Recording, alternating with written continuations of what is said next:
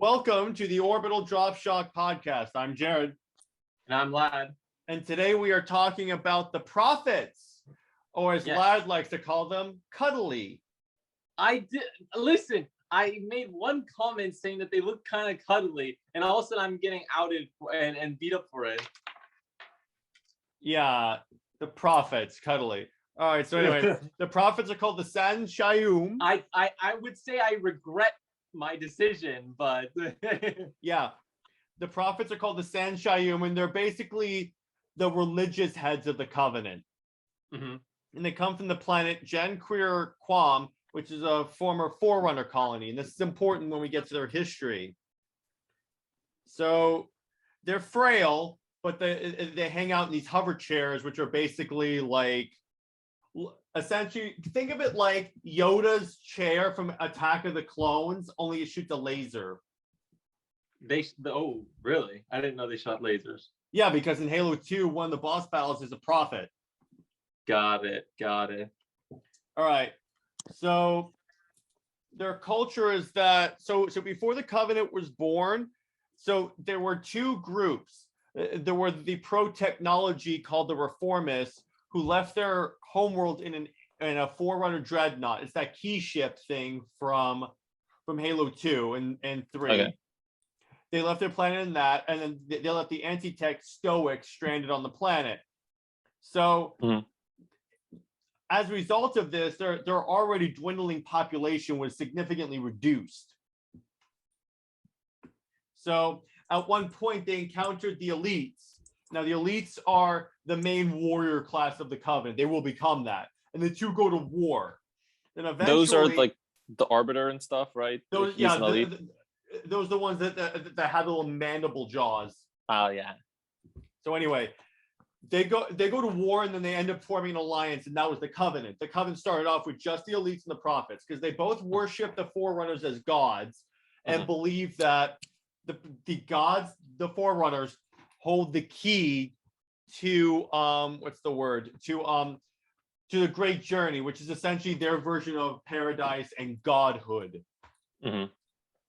So anyway, so that's basically okay. So so that's the origin of the Covenant as well. See, their history is very, very closely intertwined with the history of the Covenant.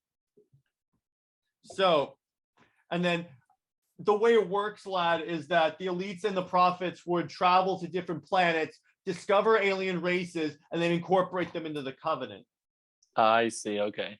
Now you may be wondering, if they just want to incorporate races, why didn't they try and incorporate humans? Yeah, why didn't they? What did they get beat up the humans for? Very special reason why. So to the prophets and the Covenant, Forerunner technology is sacred. Using it or abusing it is sacrilege. So in 2525, a Covenant ship finds the human colony called Harvest. It's like a backwater, like agricultural colony. Yeah. And they see where a Forerunner artifact was recently uncovered. So, but the reason why the Forerunners were able to find this, I mean, the prophets were able to find this because you remember that ball guy? Yeah. Guilty Spark. So they have one on the Covenant homeworld of High Charity that basically points them, hey, there's stuff there. Oh, okay. So they show up at Harvest, completely wreck the place because they see the humans are basically, in their mind, abusing the Forerunner technology. So at that point, the prophets say, your destruction is the will of the gods, and we are their instrument. So they declare war on humanity. That's why. Nice. Now, so what happens is, there was the war with the prophets. I already told you that. And then commandeer a dreadnought. So there was at first a prophet civil war, and then they got the dreadnought and left. That was that. And then they encountered the elites. We got that. It was a pretty bloody war. And then, okay, so in terms of culture, there's not much really known about the culture. Now, here's the interesting part. So there are three main prophets: truth, mercy, regret. These are key characters in Halo 2. Because the great thing about Halo 2, Lad, and lad's about to start Halo 2, is that it goes very in depth into Covenant like culture and lore. That's cool. Like you get like how the different races interact, because in Halo 1, which is the one that Halo Region 1, it's just like a bunch of aliens that attack you. In this one, Yes. they basically establish who these people are. Mhm. So, Truth, Mercy, Regret. There's always 3 prophets. Now, Truth, Mercy, and Regret eventually kill their predecessors and take over, and they lead the war through the whole thing. They're the ones that like create the Arbiter, who's a disgraced Sangheili commander. I see. Because what had happened was, and this is like early in the Covenant history, the Arbiter was not always a position of shame. What had happened was you had this one elite general, I think his name was Thel, and he rebelled against the Covenant. He thought this was a bad idea, that we're going away from our cultural values. So he's eventually killed, and then because he's the Arbiter, that mark of shame is now associated. The rank is now a shame rank. That's why the Arbiters traditionally go on suicide missions, because they see if you can survive this, then you're redeemed. I see. Because what happens in Halo 2, I'm going to give you a little spoiler. The commander that led the Covenant in Halo 1, he becomes the Arbiter. I see. In other words, the Arbiter that you and I are most familiar with from Halo, like pop culture and all that stuff. Yeah. Yeah, they blame him for the destruction of the ring. Right. I saw that court scene. I watched a video of that recently, actually. Voiced by Keith David. Mm. So anyway, do you have any quick questions so far? Any points you want to bring up? Yeah. So with the prophets, is that like, how do you become a one of the High Council members, or Truth, Mercy, and Regret? How do you? Is it just any of the prophets can become that position, or is it more like they basically kill their predecessor and take leadership, or is there like a big difference between those positions, like the regular council and the? From what I know, like I believe they killed or like completely. Okay, so in order to push them out, it's like they used blackmail against them. I see. And made them step down, and then Truth, Mercy, Regret took over. By Truth, Mercy, Regret is obviously not their actual names. Like Truth's name is I'm trying to pull that up real quick. It is High Prophet of Truth. The name is Ord Casto. Okay, that's cool that they actually have real names. Yeah. So anyway, yeah. So they forced the other ones to resign, and they replaced them. Okay, that's cool. So I'm not sure if you're going to get to it. We're going to get to it later, but do the the 3 prophets there, do they know the truth about the journey? They know. Okay. They don't tell anyone, because they know. They do. The whole time they know their great journey's BS. Really? Wow. They just want to do it because they think it'll bring them into godhood. I guess they're not lying completely then. They're not concerned with the other Covenant races. Yeah, exactly. Wow. And this is what leads to the Elites, a key event in Halo 2, lad. I have to. Yeah, we've talked about it.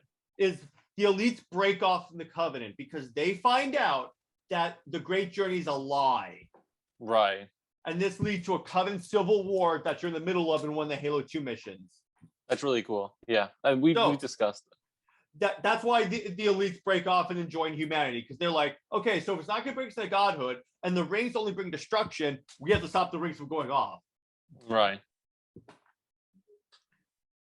So why? Okay, my question is then, why do the prophets want to activate the rings? They are aware that's going to kill life in the universe. Are they living somewhere that's going to bring protected? them into godhood. They think it's going to bring them into godhood.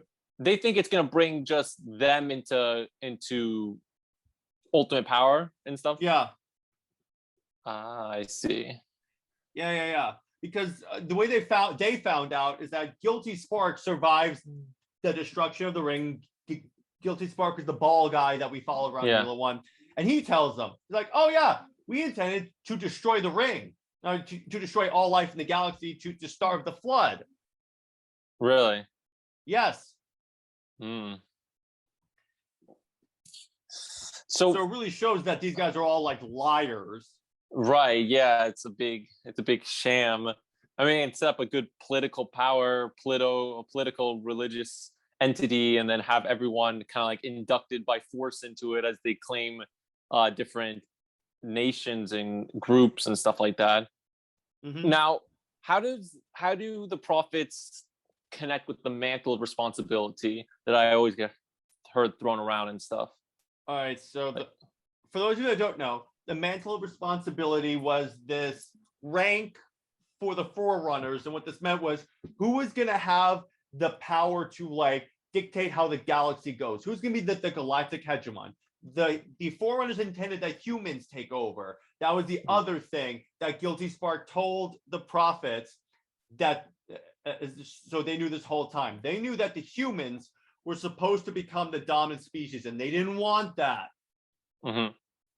So that's about where they link to it. They were not supposed to in any way get the mantle.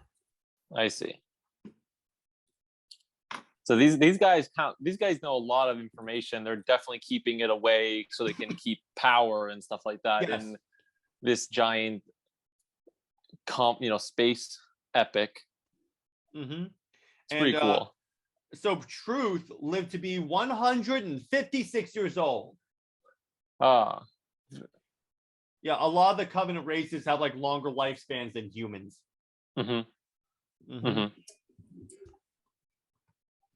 So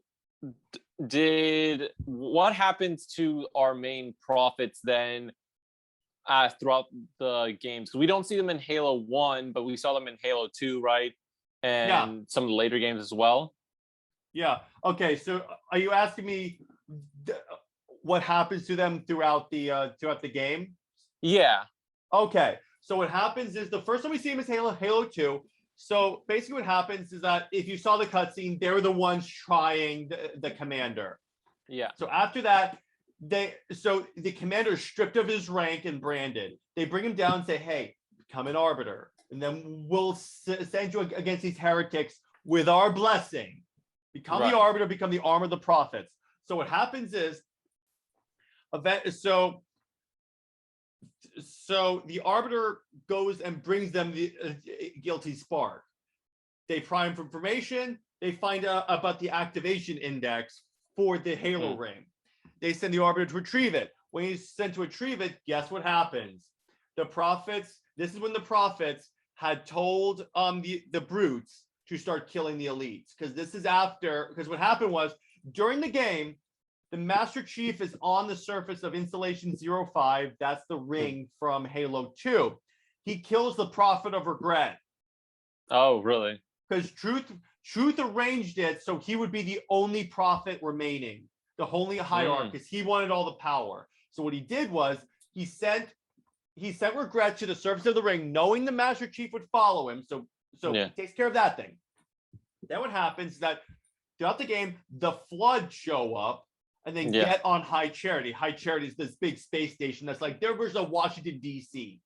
It's their like mobile like nation.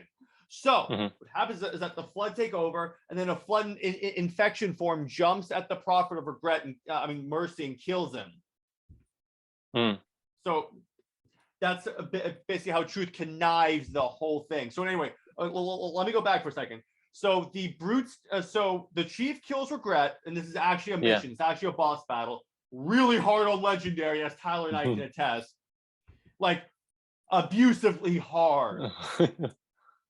So, a little story. When they're making Halo 2, so they made it really hard on Legendary. And normally what happens is when you have the more people on a Legendary playthrough, the easier it gets because the game balances. They forgot to put that part in this game.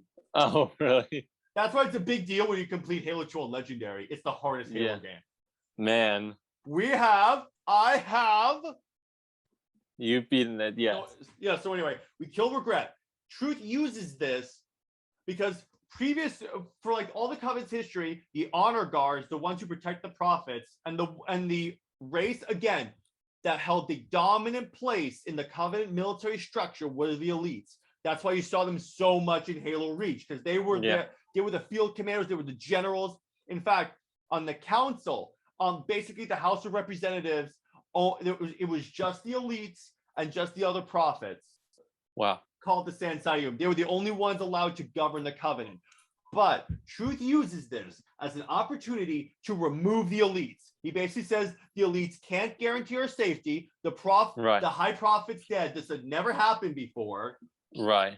So he said, okay, I'm going to use this because I can discredit the elites who are starting to become suspicious of this great journey. I'll replace them with the much more loyal brutes. And then this starts the Covenant Civil War, and then they break off and join humanity. So then Truth escapes in the key ship in that Dreadnought starship. You saw it in the background of the High Cherry City. So anyway, he escapes to Earth, and this is where Chief crash lands because he actually stole away on that ship. He opens a portal to what's called the Ark. Now, the Ark is the central location that makes Halo rings and has a control room where you can fire all of them at once. Oh man, nice. Really bad. So yeah, humanity and the elites team up, go through the portal, and win epic battle. Like the two missions in Halo 2 where you're fighting on the Ark are like the most epic battles ever. Wow, nice. So anyway, then the Arbiter and the Chief catch up to Truth before he can kill everyone and kill him. Mm-hmm. That's the end of the prophets. Oh wow. Okay, so that we don't know. It's never been expounded what happened to the prophets after the Human Covenant War ended. Right. Yeah, like the others, the council and stuff like that. Yeah. But they're basically removed from power then. What happens to the Covenant? Do they crumble in on themselves? They kind of restructure a little bit into different factions? You mean after the war? Yeah, like after Halo 2 and all right. Halo 3 is when the war ends. Oh, okay, Halo 3, yeah. So what happens is at the end of Halo 3, the war ends. So everyone goes their separate ways. Now there are still radicals in the elites that don't want to work with humans, that still see the Forerunners as gods. Yeah. The chief among these is an elite by the name of Jul Mandama. So he links up with this elite that's fighting against the Arbiter. And this one elite called Telcam, he's trying to rebuild the Covenant. It was interesting. Humanity, in the most human thing they do, they start playing both sides against each other. Like they're supplying the rebels, but publicly supporting the Arbiter. Oh. Well, I mean, it's not yeah, that's true. And then Jewel forms what's called the Storm Covenant. And these are the Covenant that we see in Halo 4 and 5. That's why they're less armored. They look more like put together because they're not a formal military structure. I see. So now you may be wondering, where's the Banished come into this? So yeah. And by the way, the Banished have been retconned to have existed since during the Covenant War. So what happened was the brute Atriox, his clan, was used purely as fodder. They would just send all of them at the human lines as much as possible. And if anyone showed up, if anyone came back, great, back out there. It doesn't matter. So eventually, Atriox became like really pissed at the prophets, rightly so. Yeah. And he started to rebel. He was the only one to ever rebel against the Covenant and survive.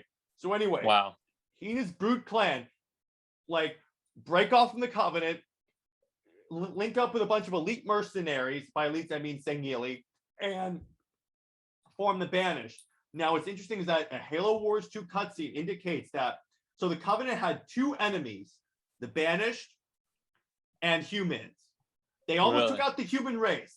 They never came close to the Banished. That's how badass this group is. And that's why it's really cool that they're the main bad guys in Halo Infinite.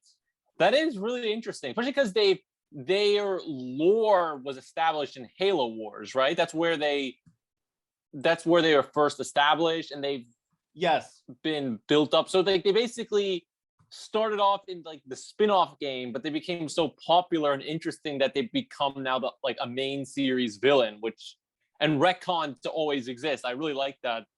And You're right, it is has pretty hype. Rumor has it they get to Earth. Oh, really?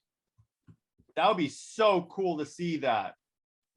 Okay, so these banished guys have been around for a while then, and these guys, they don't care about the long journey or the whole, the great journey. They just want all they to care about fight is power. power, yeah.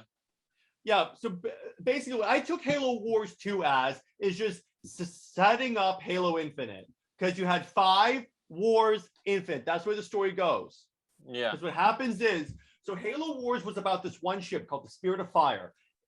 The game takes place, and this is Halo Wars 1, 2537, like 5 years after the Covenant first encountered humanity. This ship goes missing for 28 years.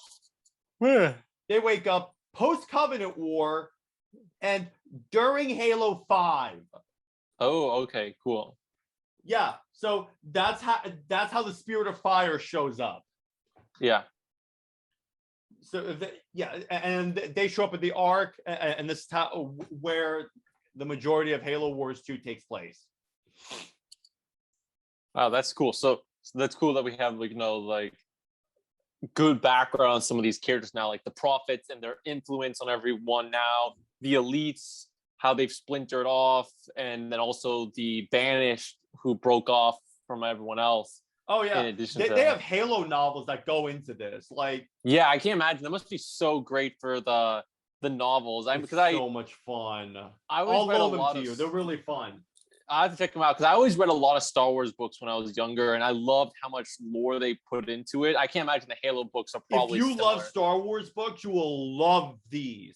They go into what really happens after Halo 1, how the Chief gets back to Earth. Oh, that's in fact, cool. It was in a novel where it is revealed that the Chief was not the last surviving Spartan. Really? The novel came out before the game. Oh, okay. It's called the Fall of Reach novel. Then they had First Strike, where he meets up with Blue Team. It turns out Blue Team and the other Spartans were like around the entire freaking time. Right. Yeah. Never knew. That's kind of funny because, in the game, it's more interesting in the first game where they make it like you are the last survivor of. It's even worse. In Halo 3, they're off screen, literally off screen. Really? I know it's because the Halo book is describing a scene. It's like the final memorial scene. I'm like, where have I seen this before? And then they start doing the speech, and I'm like, oh, you gotta be kidding me. They were there? Like all his buddies he grew up with, or he was working with for a while on missions, they survived Reach and everything. And it's actually a very interesting story. What happened was they got like stuck. So in the core of Reach, so like in like the middle of Reach is this foreign structure, that they went underground because they knew the Covenant was going to glass the planet. So they figured go underground so we don't get burnt up. Right. So they find Halsey, and then Blue Team shows up on this planet called Onyx. It's this amazing Halo novel called Ghost of Onyx. It explains where Noble Team comes from. Yeah. So they get stuck in this Dyson sphere, which is essentially, think of it like this hollow planet. Yeah. Kind of, it's made of energy. So they get stuck there, marooned there, until like a UNSC stealth ship shows up and gets them out. And then, by the way, they still don't know the Chief is alive, because what happened was after Halo 3, he gets lost in space and he's declared MIA. By the way, no Spartan has ever been listed as killed in action, because that's to perpetuate the myth that Spartans can't die. They're always listed as missing. Oh, that's kind of funny, actually. I didn't know that. So whenever you see a Spartan designation as MIA, missing in action, unless it's the Master Chief, they're dead. Right. Oh, okay. So anyway, they link up with the UNSC, and then they have some of their own adventures. Blue Team does, and then they're rendezvoused with the Chief, and they're reformed as their own strike team. Okay, that's pretty cool. That and that's in Halo 5 is when they actually meet back up and stuff? Or? No, it was in a comic. Oh, it was in the comic. Okay. But in the game, the first time we saw them back with Master Chief was The first time we ever saw them in a game was Halo 5. That's really funny that they've been around for a while, but the games always make it seem like you're an absolute loner with no one else surviving. If there are a Until the group of fifth one. characters that have been fan requested to show up in a freaking video game, it was Blue Team. Right. It's even better in Halo 5 because if you play 4-player co-op, your teammates, your friends, play the other members of Blue Team, each with their own unique loadouts and abilities. That sounds pretty cool. Like if you're playing as Linda the sniper, you have a sniper with explosive ammo. That is cool. That is so much fun.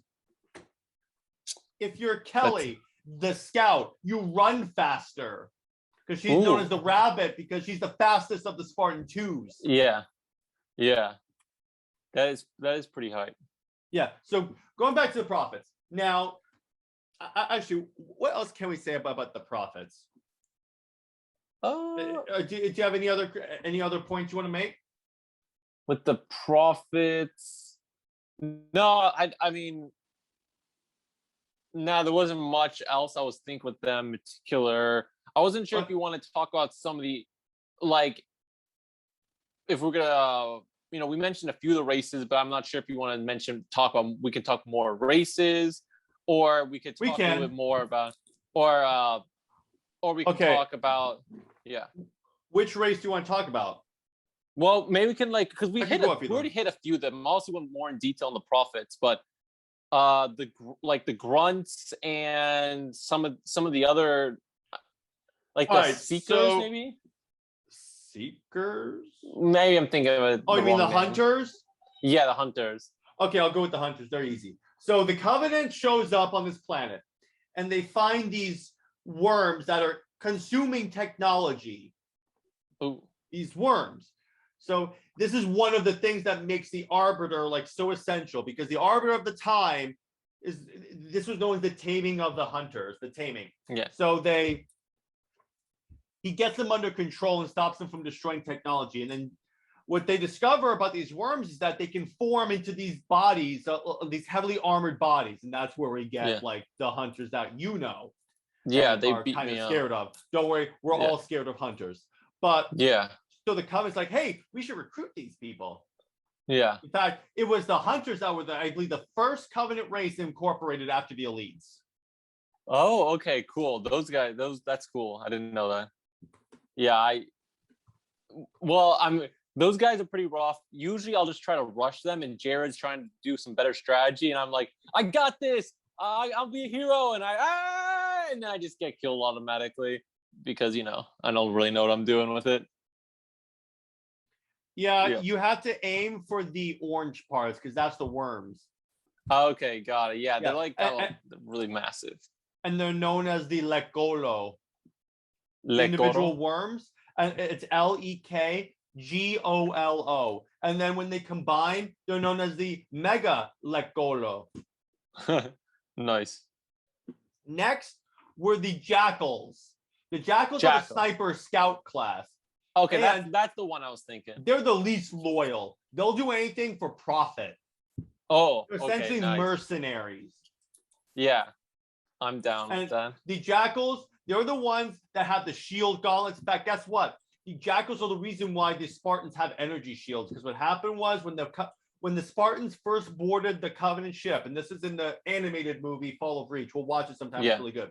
So anyway, the first race that the chief kills is a jackal, and he decides take their shield gauntlets and the weapons. Oni will want to study that so they can replicate their technology. And that's where we get the weak ass shields we use in Halo 1. The shields in Halo 2 are way better. That sounds really cool. Okay, that explains that. Now the grunts are really more of the cannon fodder group, as you no doubt observed. They don't really do that much. Yeah, they're designed to hit you with numbers. Right. Now, they were incorporated, and they held their own in battle. It was called the Grunt Rebellion. They actually rebelled? Yeah, they rebelled. they were so numerous they almost won. That's actually really funny. And then the reason why they have all those like the backpack and the mask because they breathe pure methane. Oh, okay. That's what their planet Baleo is in. By the way, the reason why the Jackals look different from Halo 3 to Halo 4 is because there was a group of Jackals that broke off and went to another planet, and then through evolution they changed. So quickly? In like 2-3 years? No, it was a long time. And then the skirmishers from Halo Reach, you know, the really fast guys that had like the plumage, those guys were the same race but from a different moon. That's why they look different. I see. And then let's see who else. The Brutes. The Brutes, they just got through like a massive war that like completely like primitivized them. I don't know if that's a word. I'm making it up. So you know what? Plan ate them. I'm the head host. That's a word. All right. Yes. So basically, they became super like brutal, I guess is the word, and primitive. So yeah, the Covenant adopted them and introduced them to technology. Yes, yeah. And then they instantly became more loyal than the Brutes. They're the ones that have like the more bladed like brute-ish weapons, and it looks like stuff that's more like scrounged together in like a chop shop. That's where you have like the chopper, right? The Covenant vehicle that was supposed. So here's an interesting story about the chopper, lad. So there's this race of Covenant called the Huragok, or the Engineers. They're basically like, I have a theory they're Forerunner constructs because they're very associated with the Forerunners. They make technology and they're really good at like upgrading technology. So they originally built this device to be a farming plow, a gift to humanity. And the Brutes saw it and were like, oh, you made us combat vehicles. They just strapped some guns to them. Nice. That's the origin of the chopper. Wow.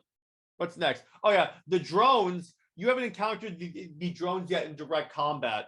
They're like these they're called the Yanmei. They're these bug creatures that fly around and attack you from like every angle. They're relatively easy to take down, but in numbers, particularly on the higher difficulties, they can get overwhelming. I see. See, what's next? What other Covenant races? I've covered the Grunts, Jackals. I've covered the Engineers. They get more. You see them in gameplay in Wars, ODST, and Reach. I see. So these species, do they have like actual species names, or are they kind of all named after just like their role, like Grunt? Is that like the human names? What we call them, that's the human names. All right, so the prophets are called the Sansayum. The elites are called the Sengili. The Grunts are called the Ungoi. The Brutes are called the Jirahane. The Hunters are called the Lekgolo. The Jackals are called the Kigyar. The Engineers are called the Huragoks. Let's see, is that it? I said the drones are called the Yanmei. Yeah, I think that's all. That's all the ones saying. That's really impressive. I am actually, first of all, impressed that you memorized all that. This comes from 15 years in this universe. Right. That's really cool that you memorized that. I'm really excited. They're coming out with a new Halo Encyclopedia. Really? I'm so excited. Really cool. That's the last really one cool, they had was from 2010 when Reach came out. So there's so much to get added in here. Yeah, that's insane. There's a lot of lore. I'm so excited. That's going to be really good. I'm the dude that gets excited whenever one of my favorite fandoms comes out with an encyclopedia. Yeah, dude, it's awesome. I love reading through those things too. Yeah, it's really fun. So I'm glad that they actually have like proper alien names for their species. Yeah, and that's instead of just like their the Brutes and stuff like that, which is our common name. It's like the elites encounter the Grunts for the first time. What should I call these tiny creatures that appear to be cannon fodder? Grunts? That's a good idea. Yeah. Clankers. Clankers. Yeah, that's great. Yeah. No, that's true. I mean, most actually in Clone Wars is a good example because the droids are like a B1 battle droid, and then there's the B2 super battle droid, and they all have official designations, but they just call them like clankers or destroyers, and they give them nicknames because it makes more sense, right? Monster Destroyers. By By the way, this is off topic for the show, but I'm just gonna bring this up. They released concept art for the Obi-Wan series. It shows really? Obi-Wan and Vader engaging in a lightsaber duel. I'm so excited.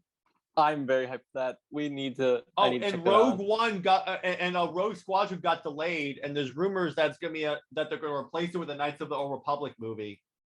Really, I can't believe. Oh man, they delayed that. Well, I mean, I My guess, thinking, Disney is doing a lot of restructuring because of the reception of Eternals. you think so? Well, yeah, that's the rumor. Is that Chapek, who's the head of Disney, is really upset with like Feige. It's because of the whole pushing the social justice agenda of like. But it was only women one bad empowerment. movie.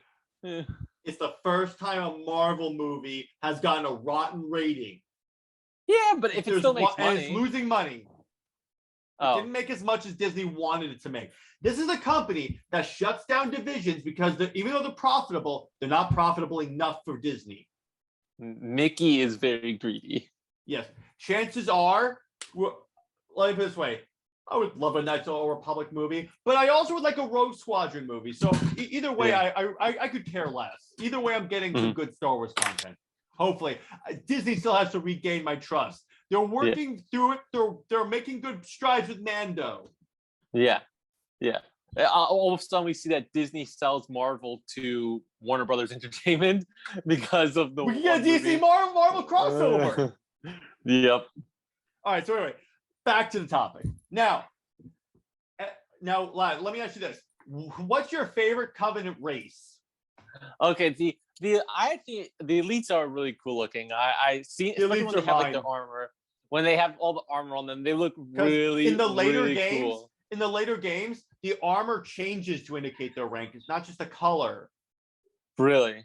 You saw that in Reach. Remember, you had like the blue miners were like lightly armored. The Ultras were like in big ornate white armor. The Zealots were in reddish armor. The Generals were in this very big gold armor. Right. Okay. Now I remember that. Yeah. All the Covenant do that.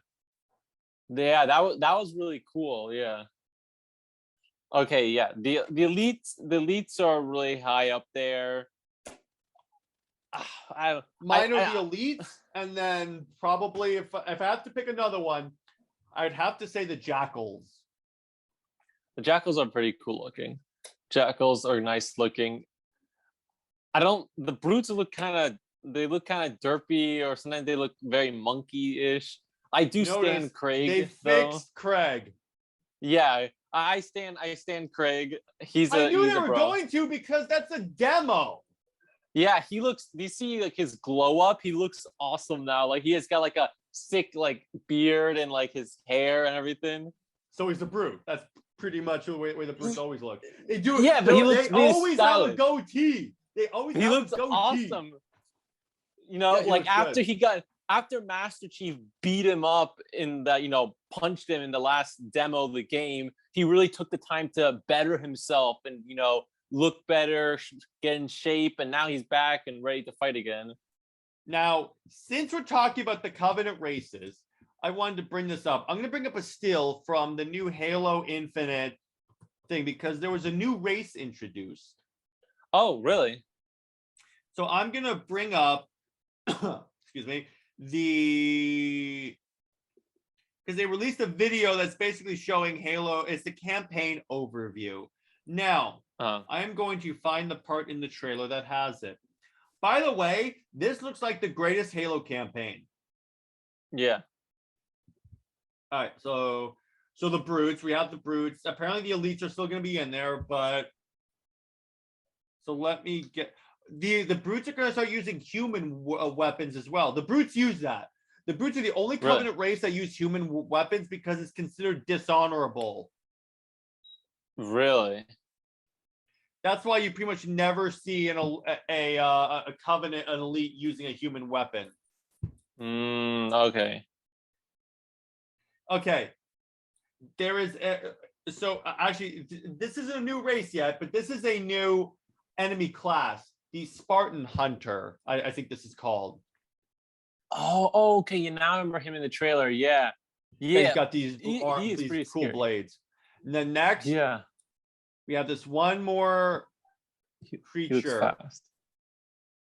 So there's the chief looking all gorgeous. That thing. Yep. Oh man. He like jumped at you. He was like floating around or something. And apparently he throws you out and teleports you away. That's kind of interesting. Wow. Yeah, that's cool. I am so freaking pumped for this. I have no idea. I think that teleporting creature is like some forerunner creature. And then I like how they're adding a new covenant like rank. It's about time. That's cool. Yeah.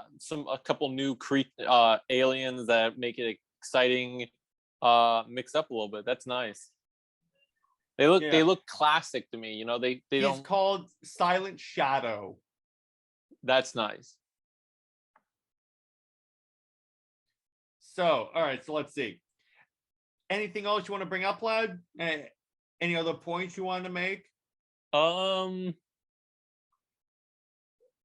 Do any of the aliens kind of just live on Earth after the Covenant human Not on war, Earth. or They live in a few like colonies spread out throughout the world.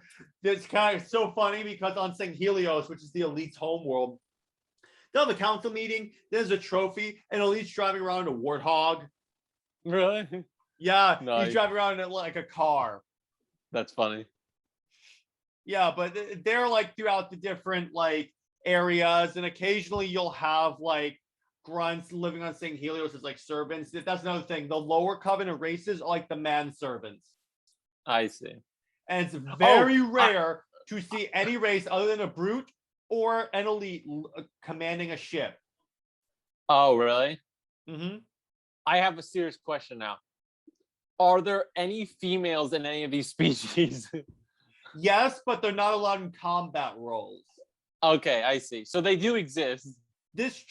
Well, some of them are, because the Jackals had a female ship mistress, which is basically a captain of a starship. It's very rare to see one.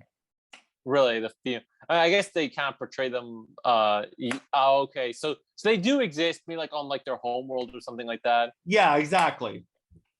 I see. Okay, yeah, because that's something I was thinking about. Like, wait a second. Where's the female representation in the Covenant army? Yeah, but during the war against the Covenant that the Arbiter leads in Halo 5, he does have elites in his female elites in his ranks. Oh, really? He recruits some females? Yeah, the pilot of a Phantom is an elite. Oh, that's kind of It interesting. is a female elite, yeah. So, anything else? Any other questions? No, I think that's everything I had on my end. Okay, cool. So that's about it for us today. This is a shorter episode, but then again, all the Halo episodes are shorter. We're still trying to get like a schedule, a good schedule together that we can keep to for our do our studies and such. But we're gonna keep giving you guys content. The X-Men show is gonna be like probably this weekend. Remember, tomorrow's the next Under Two Capes episode is gonna be on fan fictions. I already have a list together of ones we're gonna talk about. I promise nothing sexually explicit.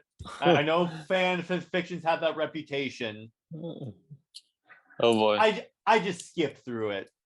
There's a story in there. But anyway, so yeah, we have a lot of great, of awesome content. By the way, our numbers are up. So I'm happy about that. Thank you guys for watching and listening. And yeah, we'll see you guys. See you guys in the next episode. Bye-bye. See ya.